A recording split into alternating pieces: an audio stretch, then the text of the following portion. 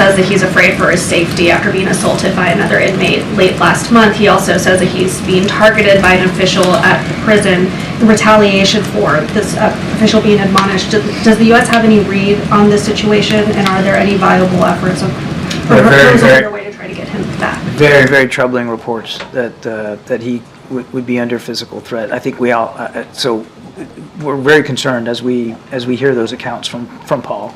We'll continue to work hard through our embassy in Moscow to make sure he gets consular access and that we can address these direct concerns with our Russian counterparts. But it's very troubling.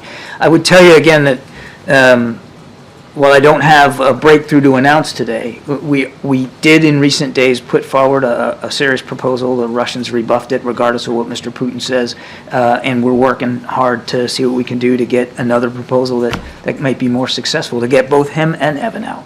If I could really fast on the UN Security Council vote, what has President Biden's engagement been on this in the negotiations? Has he been speaking regularly with Ambassador Linda Thomas-Greenfield on the issue? He has been in touch with the national security team, including our team at UN headquarters, about how they're doing this, how we're approaching this. Okay, last question. Thank you.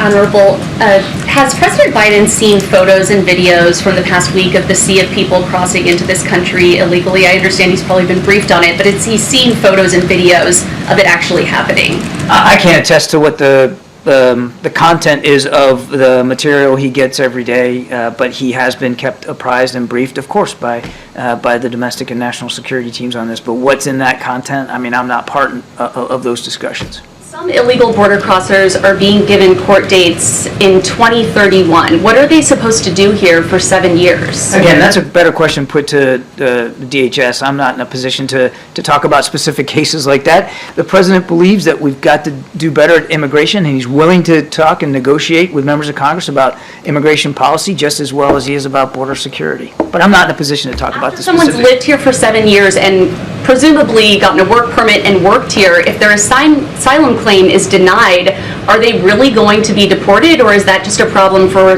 the next president? Again, I'm not going to get into hypotheticals about specific cases. He does believe we need, and he has worked to increase legal pathways to citizenship, but obviously illegal pathways, you need to be held account if you're trying to come into the country illegally. But is the president thinking this far down the line? I mean, people are being given court dates 7 years from now, so is he creating a big problem for another president to have to figure out?